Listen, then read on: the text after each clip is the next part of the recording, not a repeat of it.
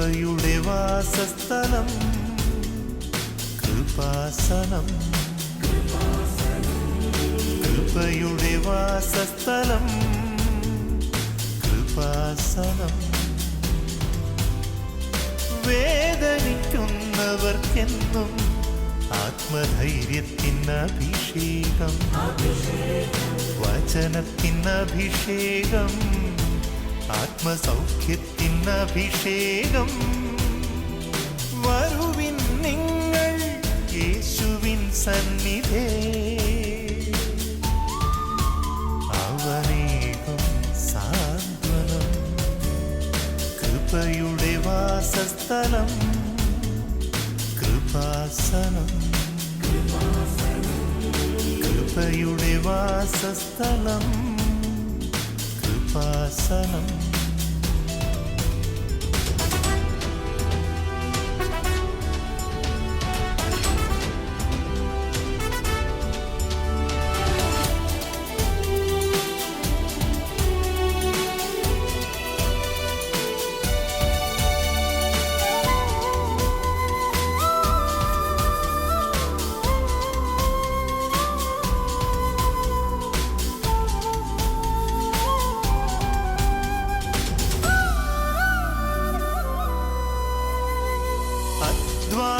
ഭാരത്താലേ തളരുന്ന സോദരേ, സഹനത്തിരമാലയിൽ പതറാതെ മുന്നേറിടാ.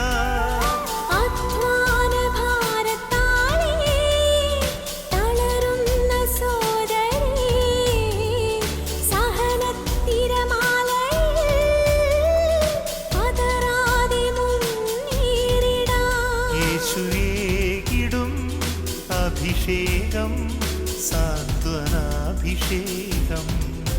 യേശുവേകിടും അഭിഷേകം സാന്ത്വനാഭിഷേകം. ഹല്ലേലൂയ ഹല്ലേലൂയ ഹല്ലേലൂയ ആമേൻ.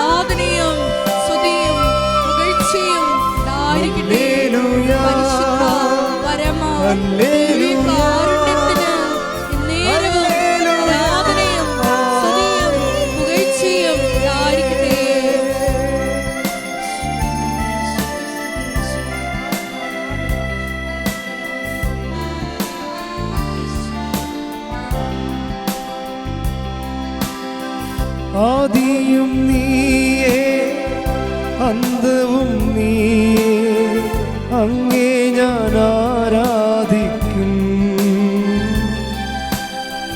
ആദിയും നീയേ അന്തവും നീയേ, അങ്ങേ ഞാൻ ആരാധിക്കും. വഴിയും നീയേ സത്യവും നീയേ, അങ്ങേ ഞാൻ ആരാധിക്കും. വഴിയും നീയേ സത്യവും നീയേ, അങ്ങേ ഞാൻ ആരാധിക്കും. അങ്ങേ ഞാൻ ആരാധിക്കും യേശുവേ, അങ്ങേ ഞാൻ ആരാധിക്കും. കൈകൾ വീശുവെന്ന് ചേർന്ന് ഹല്ലേലൂയ ഹല്ലേലൂയ ഹല്ലേലൂയ ആമേൻ. ഹല്ലേലൂയ ഹല്ലേലൂയ ഹല്ലേലൂയ ആമേൻ. ഹല്ലേലൂയ ഹല്ലേലൂയ ഹല്ലേലൂയ ഹല്ലേലൂയ ആമേൻ.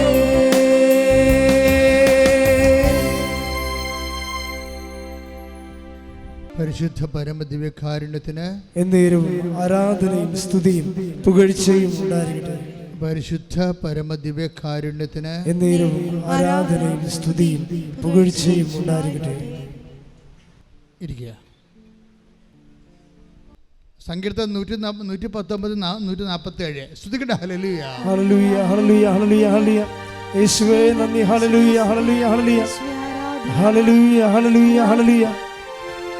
119 സങ്കീർത്തനം 119 സങ്കീർത്തനം 147 തിരുവചനം. 147 തിരുവചനം. അതിരാവിലെ അതിരാവിലെ എന്ന് പറഞ്ഞാൽ എത്രയാണ്? ഒരു 5:30 മണിയെങ്കിലും അല്ലേ?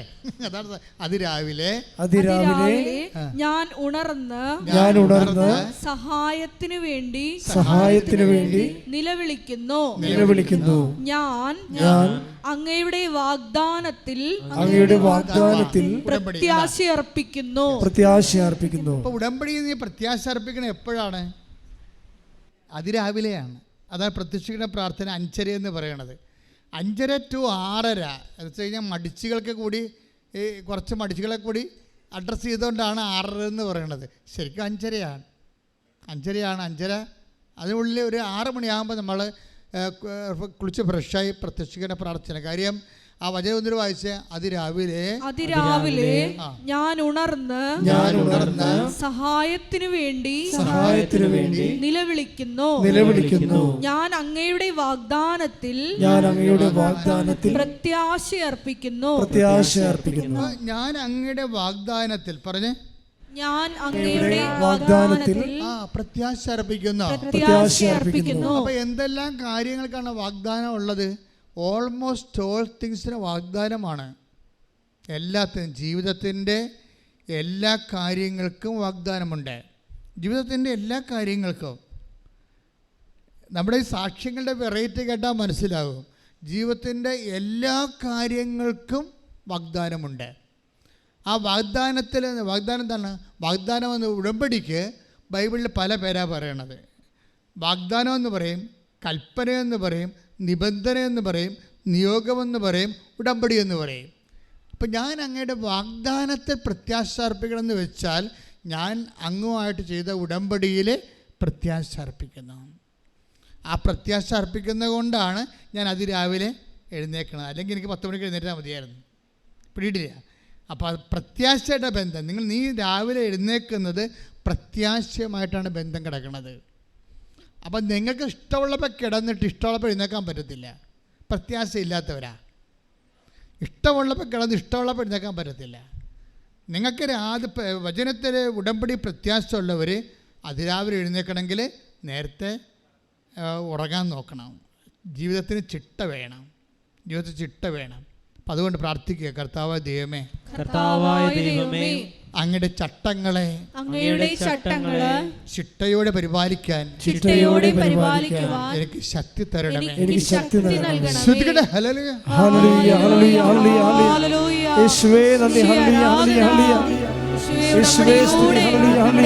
ക്രമപ്പെടുത്തുവാൻ അഭിഷേകം ചെയ്യണമേ.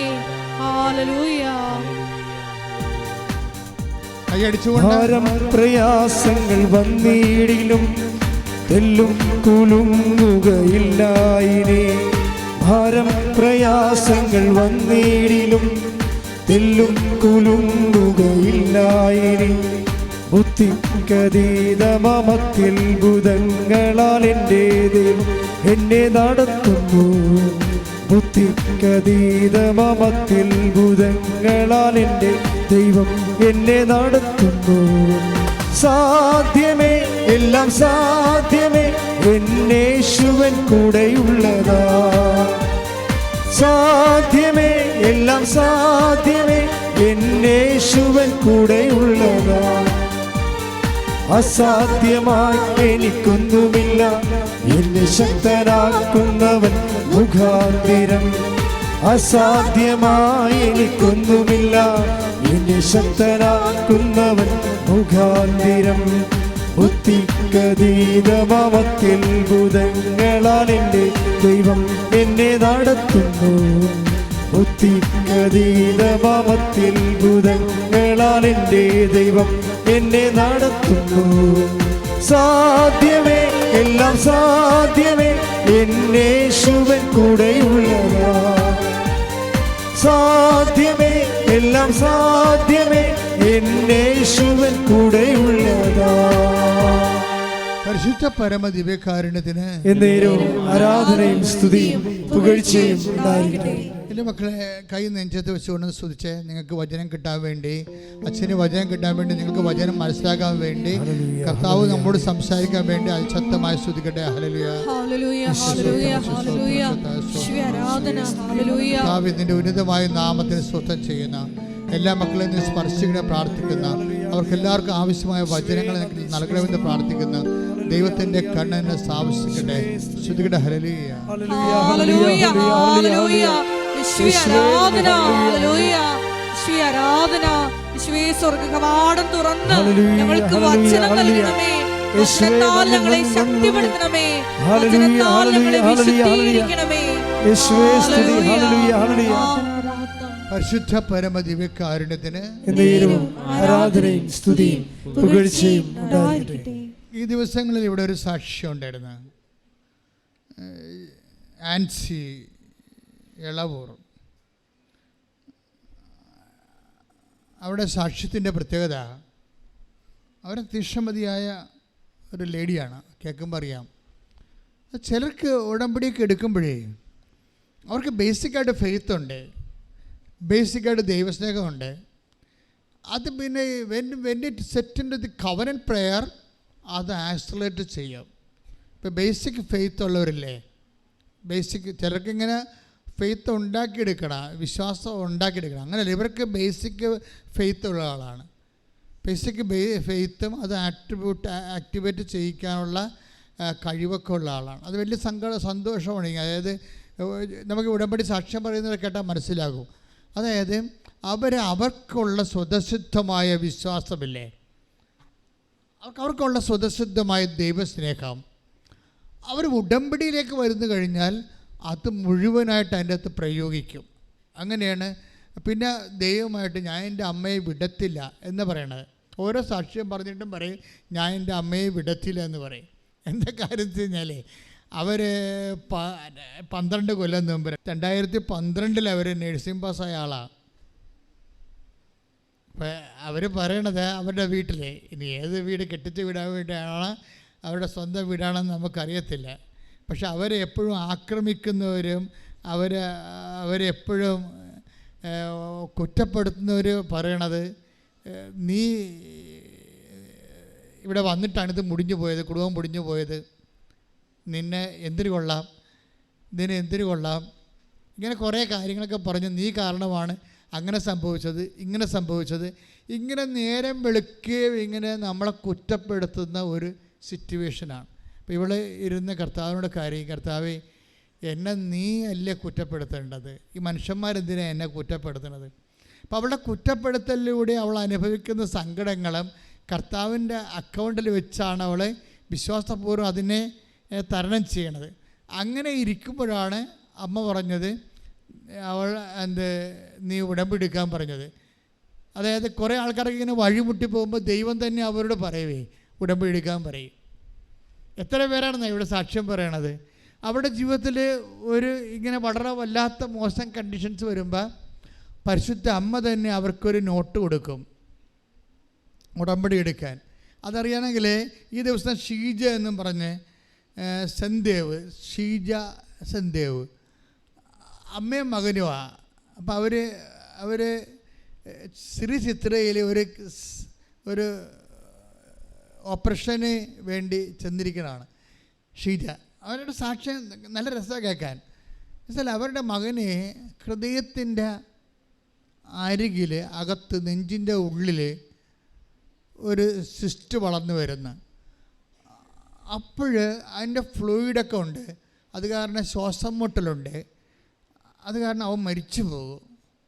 അപ്പോൾ അതുകൊണ്ട് അവന് മേജർ സർജറിക്ക് ഇവിടെ ശ്രീജിത്തിനെ കൊണ്ടുപോയിരിക്കുക. പക്ഷേ ഹൃദയത്തിൻ്റെ ഒരു പ്രധാനപ്പെട്ട ഞരമ്പിൻ്റെ അടുത്താണ് ഈ സിസ്റ്റ് ഇരിക്കുന്നത്. അപ്പം സിസ്റ്റയുടെ തൊട്ട ഹൃദയ ഞരമ്പ് ഛേദിച്ചു പോകും, മരിച്ചു പോകും. അപ്പം അപ്പം കാരണം ഡോക്ടർമാരെ തൊടുന്നില്ല. അതുകൊണ്ട് അവർ പറയണത് ജീവിച്ചിരിക്കണം അത്രയും ജീവിച്ചിരിക്കട്ടെ, ജീവിച്ചിരിക്കണം അത്രയും ജീവിച്ചിരിക്കട്ടെ, അത്രയും നമുക്കവനെ കാണാമല്ല.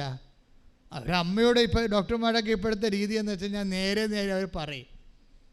അതിനകത്ത് എന്ത് ഭവിഷ്യത്ത് വരുന്നതല്ല, അതിന് വലിയ ഭവിഷ്യത്ത് ഉണ്ടാകാതിരിക്കാൻ വേണ്ടി ഉള്ള കാര്യം ഉള്ള പോലെ പറയാം. അവനെ നിങ്ങൾക്ക് കാണാൻ പറ്റുമല്ലോ. ഇപ്പോൾ ഈ രോഗത്തിൻ്റെ അവസ്ഥ അതാണ്, ഹൃദയഞരവും മുറിഞ്ഞാവും മരിച്ചു പോകും. അതുകൊണ്ട് കാണാൻ പണ്ട അത്രയും കാലം കാണുക അമ്മ എന്ന് പറയും. അതുകൊണ്ട് ശ്രീചിത്ര ഇവനെ കൊണ്ടുപോയിരിക്കുകയാണ്. അപ്പോൾ ഇവരിങ്ങനെ സങ്കടപ്പെട്ട് ശ്രീചിത്രയിൽ ഒരു സ്കാൻ ചെയ്യാൻ പറഞ്ഞിട്ട് സ്കാനിങ് റൂമിൻ്റെ പുറത്ത് ഷീജ ഇരിക്കുകയാണ്. മകനകത്ത് സ്കാനിങ്ങിന് വിട്ടിരിക്കുകയാണ്, ഇവർ പുറത്തിരിക്കുകയാണ്. അപ്പോൾ ഒരു ഭാര്യയും ഭർത്താവും വേറെ അവിടെ ഇരിപ്പുണ്ട്, ബ്ലഡ് ക്യാൻസറായിട്ട് മകന്. അപ്പോൾ അവർ സന്തോഷമായിട്ടൊക്കെ ചിരിച്ചൊക്കെ ഇരിക്കുകയാണ്. ഇവളാണെങ്കിൽ ഭയങ്കര വിഷമത്തിൽ വേദനിച്ച് ഇരിക്കുകയാണ്. അപ്പോൾ അവർക്ക് ബ്ലഡ് ക്യാൻസർ ആണെന്ന് ആ സംസാരത്തിൽ നിന്ന് ഇവർക്ക് മനസ്സിലാകും. അപ്പോൾ ഈ ഷീജ ഉടനെ അവരോട് ചോദിക്കും, നിങ്ങളെന്താ ഇത്രയും വലിയ കടുത്ത രോഗം വന്നിട്ട് എന്താ നിങ്ങൾക്കൊരു സന്തോഷത്തായിട്ടിരിക്കണം എന്താ? അപ്പോൾ അവർ ചോദിക്കും, ഞങ്ങളെന്തിനാണ് പേടിക്കണത്, ഞങ്ങളുടെ കാര്യം കൃപാസന അമ്മയിലേ ചെയ്യണമെന്ന്. അയ്യോ, ഈ മനുഷ്യന്മാരുടെ ഇപ്പോഴത്തെ അവസ്ഥ ഭയങ്കരമാണ് സാർ. അപ്പോഴേ ഷീജ ചോദിച്ചാൽ ആരാണ് കൃപാസന അമ്മയെന്ന്. പിന്നെ ഇവർ കൃപാസന അമ്മയെക്കുറിച്ച് അവർ പറയും. അവർ ഈ ബ്ലഡ് ക്യാൻസറുള്ള മാതാപിതാക്കൾ ഷീജയോട് പറയും. അങ്ങനെ ഒരു പത്രം കൊടുക്കും ഉടനെ. പിന്നെ അവർ ഇവിടെ വരും. ഇവിടെ വരുന്ന ഒരു ഉടമ്പടിയൊക്കെ എടുത്ത് പോകുമ്പോൾ അപ്പോൾ ഡോക്ടറിൻ്റെ മൈൻഡ് ചേഞ്ച് ആവും. ഡോക്ടർ പറയും, നിങ്ങൾ വേറെ ഒരു സ്പെഷ്യാലിറ്റി ഹോസ്പിറ്റലിലേക്ക് ഞാൻ നിങ്ങളെ അയക്കാം. അപ്പോൾ അവിടെ ചെല്ലുമ്പോൾ ഡോക്ടർ പറയും, ഓപ്പറേഷൻ ചെയ്താൽ ഹൃദയ ഞരമ്പ് മുറിയും എന്ന് പറയുന്നുണ്ടെങ്കിലും ഈ ഉടമ്പടി തൈലം എപ്പോഴും ഒരു നെഞ്ചത്ത് പുരട്ടി പ്രാർത്ഥിച്ചുകൊണ്ടിരിക്കും. അവരതിന് ഉടമ്പടി തൈലമെന്നല്ല ഷീജ വിളിക്കണത്, വിശ്വാസ തൈലമെന്നാണ് വിളിക്കണത്. ഓരോ മനുഷ്യന്മാരെ വിളിക്കണ വിളിയേ അനുഭവത്തിൽ നിന്നല്ല അവർ വിളിക്കണത്.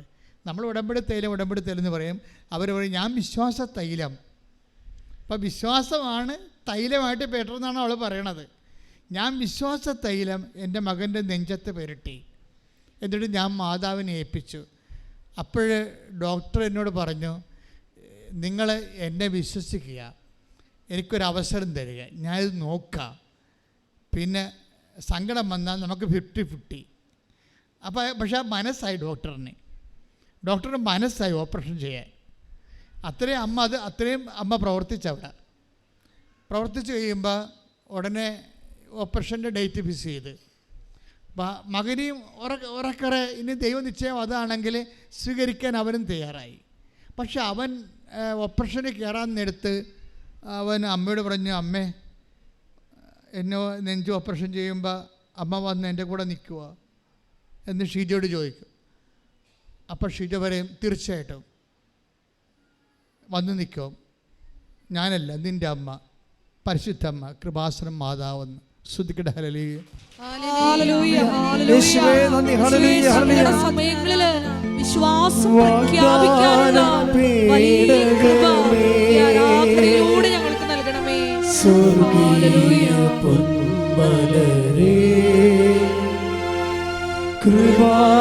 കൃപാസനത്തിൻ്റെ അമ്മേ, പ്രസാദവരമാതാവേ,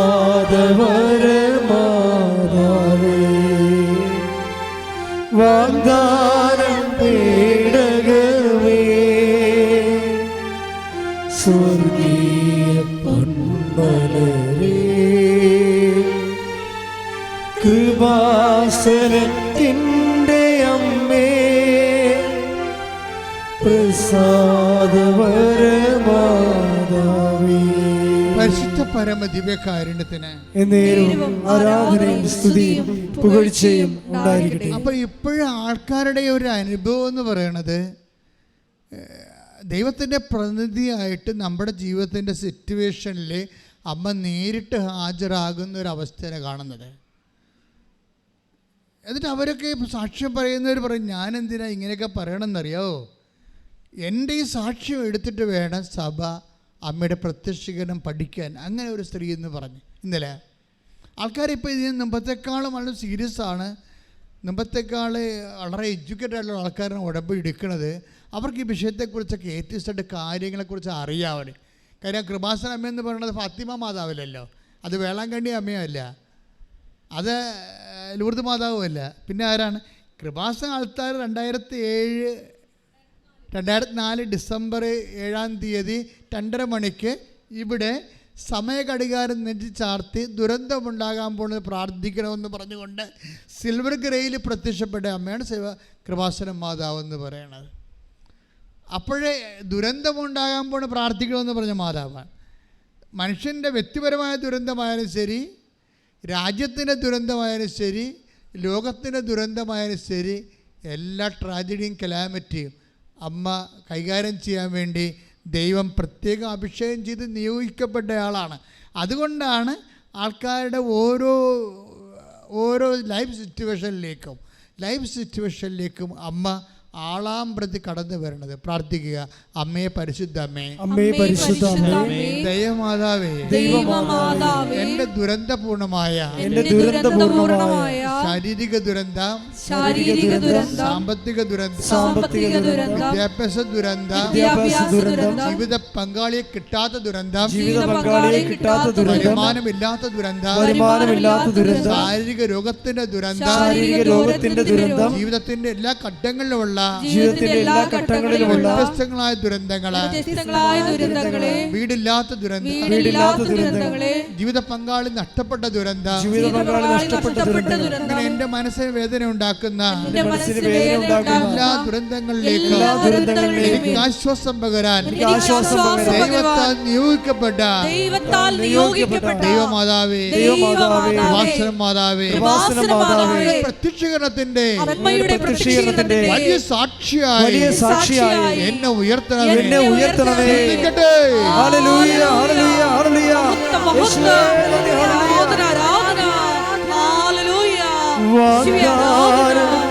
വാഗ്ദാനപേടകമേ, സ്വർഗീയ പൊൻമലരേ, കൃപാസനത്തിൻ്റെ അമ്മേ, പ്രസാദവരമാതാവേ,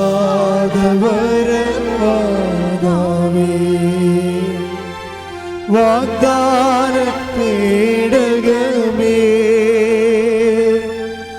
സ്വർഗീയ പൊൻമലരേ,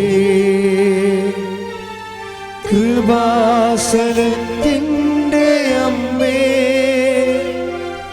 പ്രസാദവരമാതാവേ, പരിശുദ്ധ പരമദിവ്യകാരുണ്യത്തിന് ആരാധനയും സ്തുതിയും പുകഴ്ചയും ഉണ്ടായിരിക്കട്ടെ. എൻ്റെ പ്രിയപ്പെട്ടവരെ, ജോലിയില്ലാത്തവരെ, ജോലിക്ക് വേണ്ടി ശ്രമിക്കുന്നവരെ, നാട്ടിൽ ശ്രമിക്കുന്നവരെ, പരീക്ഷ എഴുതി കഴിഞ്ഞവർ, റിസൾട്ട് പ്രതീക്ഷിക്കുന്നവർ, റിസൾട്ട് ഫ്ലോപ്പായിട്ട് വന്നവർ, ഇനി എന്ത് ചെയ്യണമെന്നറിയാൻ പല മനസ്സിൽ കുഴങ്ങുന്നവർ, എല്ലാവരെയും അമ്മയുടെ കൈകളിൽ ഞാൻ പിടിപ്പിക്കുകയാണ്.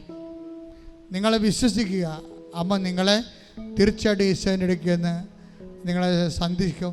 നിങ്ങൾക്ക് സാക്ഷ്യം പറയാൻ കഴിയും. നിങ്ങൾ തന്നെ മനസ്സിൽ പറയുക, ഞാൻ സാക്ഷ്യം പറയും. അമ്മ എന്നെ സന്ധിക്കുന്ന ദിവസം ചിലൊക്കെ വന്ന് പറയുന്നത് എന്താ, ഞാൻ വീട്ടുകാരോട് പോലും പറഞ്ഞിട്ടില്ല, നേരെ അമ്മയടുത്ത് വന്ന് പറഞ്ഞിട്ട് ബാക്കിയോട് പറയാമെന്ന് വിചാരിച്ചു. അത്രയും ദൈവം തന്നെ നേരിട്ട് വരികയാണ്. അപ്പം നിങ്ങൾ എവിടെയെല്ലാം, ലോകത്തെവിടെയെല്ലാം ആയാലും, ഏത് രാജ്യത്തായാലും, ഇന്ത്യയിലായാലും ജോലി ഇല്ലാത്തവർക്ക് വേണ്ടി പ്രാർത്ഥിക്കുന്നു, ജോലി കഴിയാൻ വേണ്ടി പോകുന്നവർക്ക് വേണ്ടി പ്രാർത്ഥിക്കുന്നു, ജോലി നഷ്ടപ്പെട്ടവർക്ക് വേണ്ടി പ്രാർത്ഥിക്കുന്നു.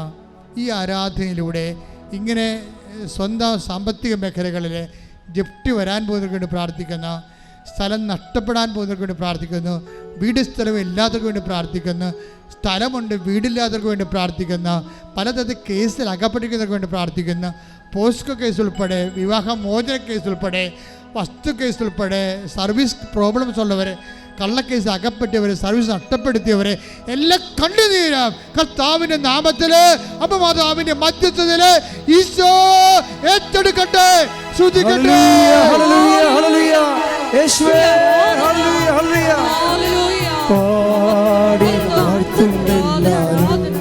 പ്രിയരേ, സ്നേഹം ഓർക്കുന്നെല്ലാരും പാടി വാഴ്ത്തുന്നെല്ലാരും പ്രിയനേ നിൻ സ്നേഹം ഓർക്കുന്നെല്ലാരും. എല്ലാവരും മുട്ടേ നിൽക്കുക. മൗനമായി പ്രാർത്ഥിക്കേണ്ട സമയമാണ്. ഓൺലൈനിലുള്ളവർ ശ്രദ്ധിക്കുക, മൗന പ്രാർത്ഥനയുടെ സമയമാണിത്. അച്ഛൻ മക്കളുടെ കാര്യങ്ങൾ എന്തെങ്കിലും വിട്ടുപോയിട്ടുണ്ടെങ്കിൽ ഇപ്പോഴേ കൃപാസ്ഥാനത്താറെ ജീവനോടെ പ്രത്യക്ഷപ്പെട്ട അമ്മയുടെ തിരുസന്നിധിയിൽ നിൻ്റെ വിഷയങ്ങൾ കണ്ണീരോടെ മൗനമായി സമർപ്പിക്കുക.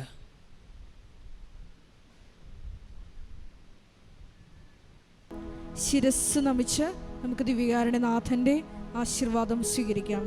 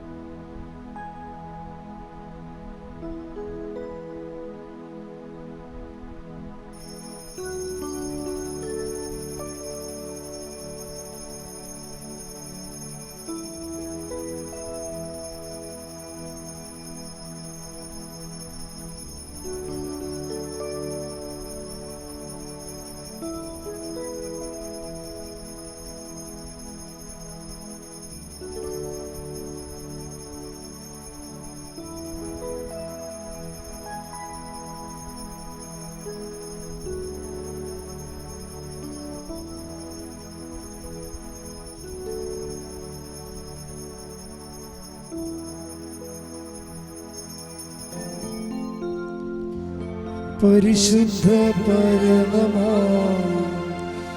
ദിവ്യകാരുണ്യമേ, എന്നുമെന്നും അങ്ങേക്കാരാധന.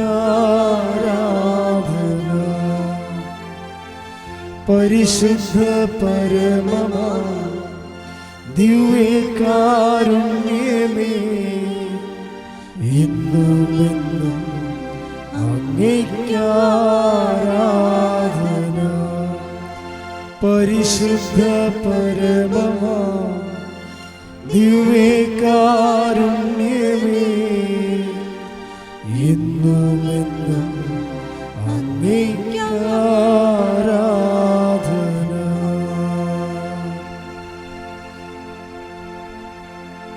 ആവേ